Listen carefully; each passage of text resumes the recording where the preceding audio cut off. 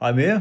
Så er det 20. februar, og det handler om magtesløshed og personlig ansvar i bare for i dag.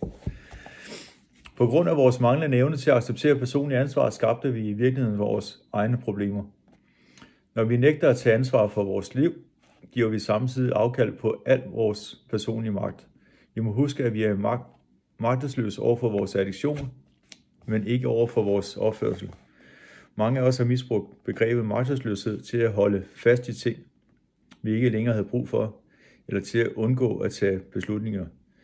Vi har erklæret os magtesløse over for vores egne handlinger.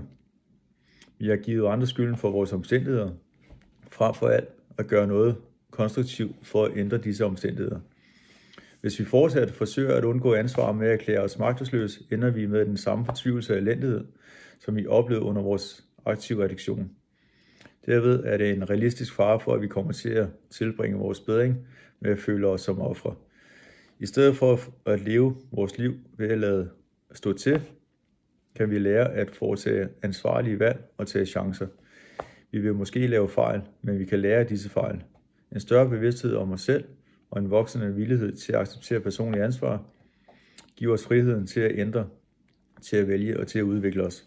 Bare for i dag. Mine følelser, handlinger og valg er mine egne. Jeg vil tage ansvar for dem. Ja, og det er jo meget personligt ansvar, at man skal træffe i forhold til et clean og ædru liv, specielt også ved alle mulige andre former for det liv, man gerne vil have. Og ja, også igen som aktiv, det var ikke meget ansvar, at jeg tog i hvert fald for den tid. Så det har ændret sig lidt, også i forhold til valg og beslutninger undervejs, i forhold til hvad retning, jobmæssigt, karrieremæssigt, et eller andet, bare for at få tingene til at hænge sammen.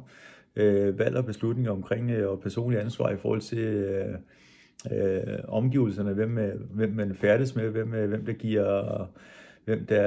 giver noget til, nu kan jeg kun snakke for mig selv, hvem der giver noget til min energi, positiv energi. Og for eksempel lige nu, så er jeg været ude at spille paddle i en times tid herude i Holbæk Sportsby, og det giver mig noget i forhold til en fantastisk energi, og det er, ja, men det er mange steder rundt, som ikke bare ligger totalt passivt tilbage der, man, og som aktiv, jeg havde mit stammeværelshus til Licence nede i Holbæk,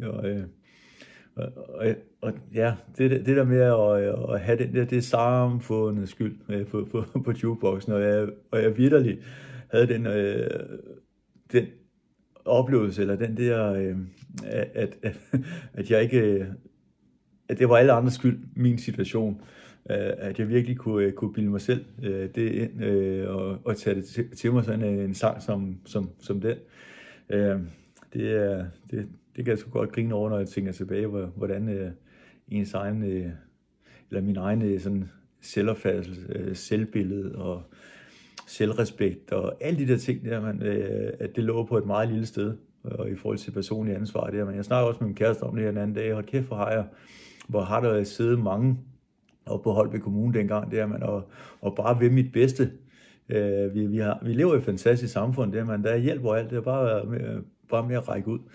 Så heldigvis lever vi så et samfund der, men hvor har der siddet mange socialrådgiver der, man bare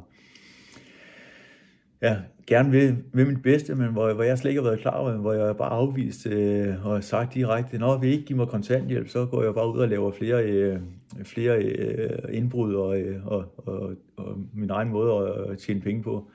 Og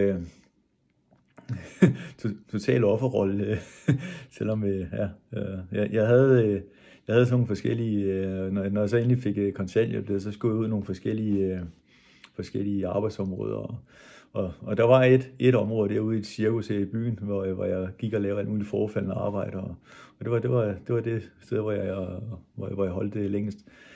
Men ellers begyndte mit personlige ansvar. Selvfølgelig den dag, hvor jeg sagde ja til behandling, der tænkte jeg, der skal ske noget. Der var bundet noget. Jeg havde det helvede til. Jeg var totalt knækket, man, på heroin og piller, og sad i spjæle og vejede 60 kilo. og var fuldstændig slukket for håb og alt muligt.